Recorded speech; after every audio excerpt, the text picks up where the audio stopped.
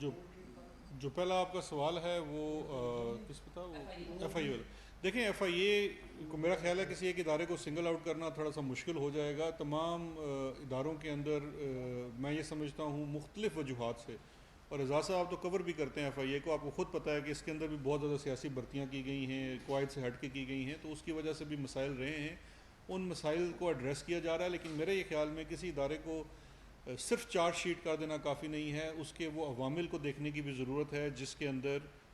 جس کی وجہ سے وہ کسی ادارے کی پرفارمنس میں کمی آتی ہے. آپ اگر اس کے اس وقت سسٹمز کی بات کر لیں، اب سائبر کرائم کو لے لیں، مقبول صاحب ذرا پیچھے ہو جائیں، مجھے نظر نہیں آ رہا میں ان کو جواب. اب آپ سائبر کرائم کو لے لیں، سائبر کرائم میرے خیال میں چونکہ ایف آئی اے سے ڈیل کرتا ہوں تو سارا دن جو ایک شکایت ہوتی ہے ہمارے لوگوں کو بھی ہوتی ہے، اپوزیشن والوں کو بھی ہوتی ہے، وہ سائبر کرائم کی ہوتی ہے. اب سائبر کرائم کے اندر دو مسائل ہیں. ایک تو مسئلہ یہ ہے کہ اس کا جو قانون بنا ہوا ہے وہ آئی ٹی والوں نے بنایا تھا، اس کے اندر کچھ امینڈمنٹس کی ضرورت ہے جو ہم لے کے جائیں گے اپوزیشن کے پاس. اس کا بلکہ ایک کنسلٹیشن بھی ہو رہی ہے ملٹی منسٹریز، اس کو درست کرنے کی ضرورت ہے. اس قانون کو مزید فعال بنانے کی ضرورت ہے، وہ اتنا فعال نہیں ہے. سیکنڈلی جو اس کی ریسورس ہے، آپ دیکھیے جب ہماری حکومت آئی اس وقت ایک بہت چھوٹا سا سائبر کرائم ونگ تھا اور 70,000 سے زائد پینڈنگ اپلیکیشنز تھی. اتنی وہاں پہ ہیومن ریسورس نہیں تھی کہ اگر صرف روز کی آنے والی درخواستوں کو پڑھنا بھی شروع کر دیں تو وہ ممکن نہیں تھا. اب ہم نے اس کی امپرومنٹ کی،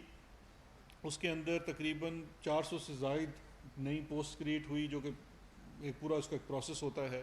ان لوگوں کی ابھی ٹریننگ چل رہی تھی تو کووڈ والا مسئلہ بھی آ گیا. اب وہ لوگ ان پلیس آ چکے ہیں، اس کو ایکسپینڈ کر دیا گیا ہے. اچھا اس کے بعد جب آپ آ جاتے ہیں تو ریسورس کے اندر پھر آپ کو ظاہری بات ہے ان کو کمپیوٹرز، جگہ، سب چیزیں، تو یہ ایک ہیومن ریسورس کا اور بجٹری کنسٹرینٹ کا بھی ایشو ہے. لیکن وزیر اعظم صاحب کی ہدایت ہے، چاہے وہ نیب ہو، ایف آئی اے ہو یا اینٹی کرپشن ہو، بیکاز احتساب ہمارا مینیفیسٹو کا مین پلانک ہے، اس کے اوپر کوئی کمپرومائز نہیں ہے. ریسورس بلڈ کرنے کے لیے اگر آپ دیکھیں تو جو سہولتیں ہماری حکومت میں لا انفورسمنٹ ایجنسیز کو دی گئی ہیں، اور یہ اس لیے دی گئی ہیں ریکگنیشن آف دیئر سروس. میں یہ سمجھتا ہوں کہ جب ہمارے ہاں ایمانداری سے کوئی بھی انکوائری انویسٹیگیشن کروائی جاتی ہے تو یہی ادارے ہیں، کبھی وہ اسکاٹ لینڈ یارڈ والوں نے آ کے نہیں کوئی کیا،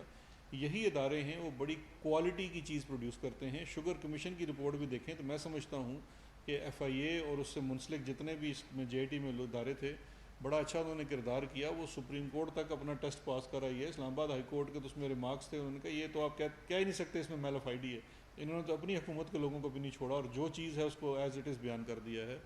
تو کیپیسٹی کا ایشو ضرور ہے، اس پہ فوکس بھی ہے، اور سزا اور جزا کا سلسلہ بھی ہے. جزا ہے، ایف آئی اے کے لوگوں کی تنخواہیں بڑھائی گئی ہیں، نیب کے لوگوں کی تنخواہیں بڑھائی گئی ہیں،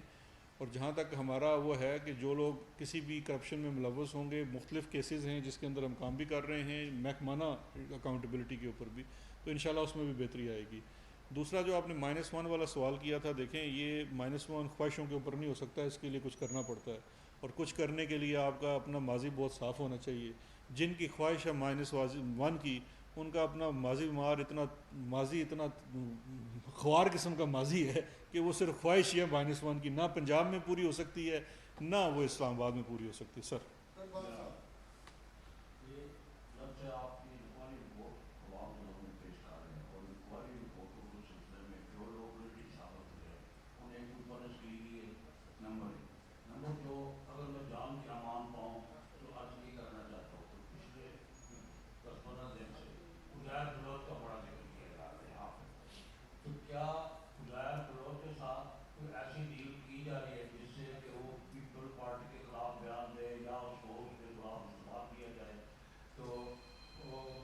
یا دوسرے لفظوں میں اس کو کیوں اتنی ترجیح دی جا رہی ہے، انہیں پنش کیوں نہیں کیا جا رہا؟ سر بالکل میں مختصر سے جواب دے دیتا ہوں. پہلی چیز تو یہ ہے کہ جو آپ نے کہا جن کو گلٹی ڈکلیئر کیا گیا، تو یہی تو ہم عرض کر رہے ہیں کہ جو جے آئی ٹی ہے، جو انویسٹیگیشن ہے، وہ بیسیکلی فیکٹ فائنڈنگ ہے. یہ کوئی کرمنل پروسیڈنگز نہیں ہیں جس کے اندر گلٹی قرار ہونے کے بعد سزا مل سکے. یہ ایک قانون کی چیز ہے. جو چیزیں اس کے اندر معلوم ہوئی ہیں انہی کی بیس کے اوپر حکومت کے پاس دو آپشنز تھی، یا تو وہ کہتی ہے اچھا ٹھیک ہے انکوائری کمیشن کو بٹھا دو بھی، یا اس کے نتیجے میں آئی ہوئی چیز کے اوپر لا انفورسمنٹ ایجنسیز کو اب وہ مہیا کر دی گئی اور کہا گیا آپ ایکشن لیں. اب انہوں نے قانون کے مطابق ایکشن لینا ہے. تو جو بھی لوگ اس کے اندر جس کو جے آئی ٹی نے کہا ہے کہ ان کا کوئی کردار تھا، ان کو اب گلٹی ڈکلیئر کرنا ان تحقیقاتی اداروں کا، چاہے وہ نیب ہو، ایف آئی اے ہو یا اینٹی کرپشن ہو، ان کا کام ہے، ان کو سونپ دیا گیا ہے اور یہ ان کو اب کرنا چاہیے۔ دوسرا سر بلوچ صاحب والا، زہر بلوچ والی جو بات ہے وہ پھر ہم ٹاپک سے ہٹ جائیں گے، لیکن اس پہ مختصراً عرض یہ ہے 18ویں ترمیم کے بعد یہ تو 100% صوبائی سبجیکٹ ہے، صوبے کی ذمہ داری بنتی ہے، اس کے رپورٹ کے اپنی مختلف ورژنز کو چھوڑ دیں، جو خود ریلیز کردہ ورژن ہے اس کے مطابق 158 یا 57 شہریوں کا قتل ہوا ہے، تو سندھ کی گورنمنٹ کا یہ رسپانسبلٹی ہے کہ وہ اس 157-58 لوگوں کی جو موت ہوئی ہے، جو قتل ہوا ہے، اس کا حساب عزیر بلوچ سے بھی لیں اور عزیر بلوچ کے حواریوں سے بھی لیں، جو بھی لوگ اس کے پیچھے ملوث تھے، کیونکہ یہ تو سوال ہی پیدا نہیں ہوتا کہ ایک رپورٹ کے اندر جہاں لکھ دیا گیا ہے کہ وہ ایس ایچ اوز بھی لگواتا تھا، ایس پی بھی لگواتا تھا، دیگر لوگوں کو لگواتا تھا اور اس کو پورا پروٹوکول ملتا تھا، وہ یہ کام از خود تو نہیں کر سکتا تھا، تو وہ کون لوگ تھے جس کے سامنے ہیں؟ تو اگر اس میں کوئی ڈیل ہوئی بھی ہے تو وہ ضرور ہوئی ہوگی تو حکومت سندھ کی ہوگی، وفاق کا تو اس میں کردار یہ ابھی تک نظر آتا ہے کہ علی زیدی صاحب جو ایک عام شہری تھے، جنہوں نے عام شہری کے طور کے اندر اس کو پبلک کرنے کے لیے ایک پٹیشن کی ہوئی تھی، اور اس پٹیشن کے نتیجے میں اب ان کو ایک پریشر بلڈ ہوا جہاں پہ رپورٹ ان کو پبلک کرنی پڑی، تو اب اس کے اندر اب نیکسٹ سٹیپس کیا ہوتے ہیں؟ گورنمنٹ، فیڈرل گورنمنٹ خود بھی یہ اسٹڈی کر رہی ہے کہ جو 18ویں ترمیم کے سبجیکٹ ہے اس کی روشنی میں وفاقی حکومت اس میں کیا کردار ادا کر سکتی ہے، کیونکہ یہ سبجیکٹ میٹر پروونشل ہے، کرمنل کوئی بھی کرائم کا جو ہوتا ہے، تو اس کے اوپر اب جو بھی ہوگا وفاقی حکومت کی طرف سے اس کو دیکھ رہے ہیں کہ قانونی طور پہ کیا کرتے ہیں۔ ویسے علی زیدی صاحب شاید فیصلہ کر چکے ہیں، وہ اعلان بھی کر چکے ہیں سپریم کورٹ جانے کا۔ بہت شکریہ سر۔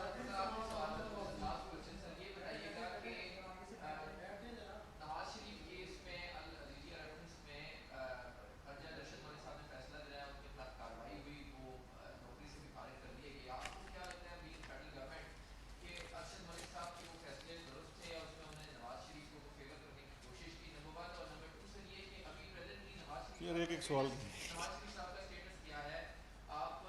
میں سمجھ گیا، دونوں سوال کا جواب دیتا ہوں۔ نواز شریف صاحب کا اسٹیٹس اس وقت ایک مفرور کا ہے، اسلام آباد ہائی کورٹ کے آرڈر کے تحت ان کی فردر بیل ایکسٹینشن کا فیصلہ پنجاب گورنمنٹ نے کرنا تھا، وہ پنجاب گورنمنٹ ان رائٹنگ فیصلہ ان کے وکیلوں کو پہنچا چکی ہے، ساتھ ساتھ برٹش گورنمنٹ کے ساتھ بھی شیئر کر چکی ہے۔ ادھر پریس کانفرنس میں نے آپ لوگوں سے شیئر کیا تھا، وہ لیٹر بھی شیئر کیا تھا کہ ان کا حیثیت اس وقت ایک کنوکٹڈ پرزنر کی ہے جو کہ بھاگا ہوا ہے، مفرور ہے۔ دوسرا جو آپ کا سوال ہے کہ ارشد ملک والے کیس میں، یہ یاد رکھیے کہ ایک کیس میں بریت ہوئی تھی اور دوسرے کیس میں قانون سے کم سزا دی تھی، تو جو بھی فیصلہ ہوگا اس کا فیصلہ وفاقی حکومت نے نہیں کرنا، عدالت نے کرنا ہے۔ اسلام آباد ہائی کورٹ میں ان کی دونوں نیب کی جو اپیل ہے وہ بھی پینڈنگ ہے، اور ان کی نواز شریف صاحب کی بھی اپیل پینڈنگ ہے، تو اس کا فیصلہ اسلام آباد ہائی کورٹ نے کرنا ہے۔ حکومت تو جو بھی فیصلہ ہے اس کے مطابق عدالتوں کے فیصلوں کے مطابق چلے گی، لیکن میاں صاحب کی جان نہیں چھٹنی، بہت اگر ان کا ری ٹرائل بھی ہو گیا تو پھر ادھر اکاؤنٹیبلٹی کورٹ میں کھڑے ہوں گے۔ Thank you very much.